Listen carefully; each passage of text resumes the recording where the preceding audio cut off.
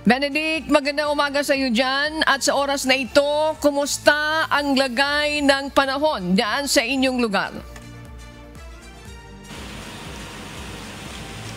Magandang umaga, Ma'am Ani. Isa ngayon ay wala na tayong nararanasan ulan pero meron pa rin pabugso-bugso naman ng malakas na hangin. Bandang alas 9 kagabi nang maranasan sa lalawigan ng Isabela ang malakas na buhos ng ulan na dala ng Super Typhoon Uwan. Kaya naman bago pa tumama ang malakas na bagyo, nagpatupad na ng preemptive at forced evacuation ang ilang mga lokal na pamahalaan sa lalawigan ng Isabela.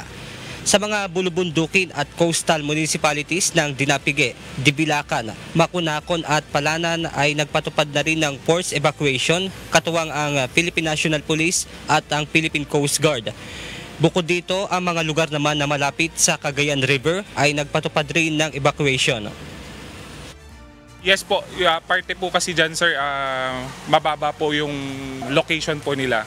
And then po may mga bahay po na light materials po, kaya persado po talaga natin, kailangan po natin silang i-rescue.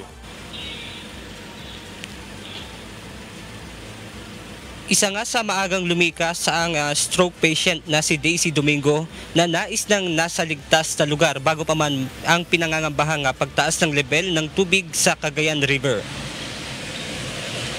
Kasi sir, medyo mataas na yung tubig doon sa amin sa ilog, kaya yung binakwit ng kami dito sir. Makuha kasi ang tubig na doon sa amin sir, kaya nagbakwit na kami sir. Sa social media post naman ito na ni Princess Ramos, makikita ang storm surge na tumama sa bayan ng Dinapigue, kung saan makikita yung nasira at inanod ang ilang mga bahay.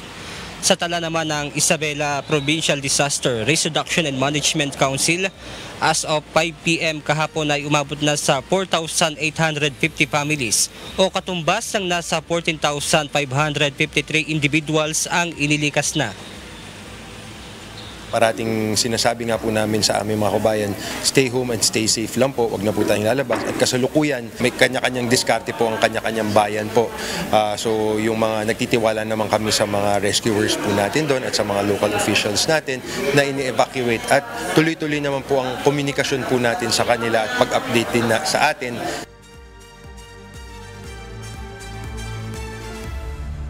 Ma'am Ani, base naman sa 2 a.m. na inilabas na impormasyon mula sa Isabela PDRRMC ay nasa 25 bayan na lang dito sa lalawigan ang nasa ilalim ng signal number 4 at yung natitira o yung mga nalalabing bayan ay nasa signal number 3 naman dahil nga nasa bahagi na ng La Union ang mata nitong super typhoon na si Uwan.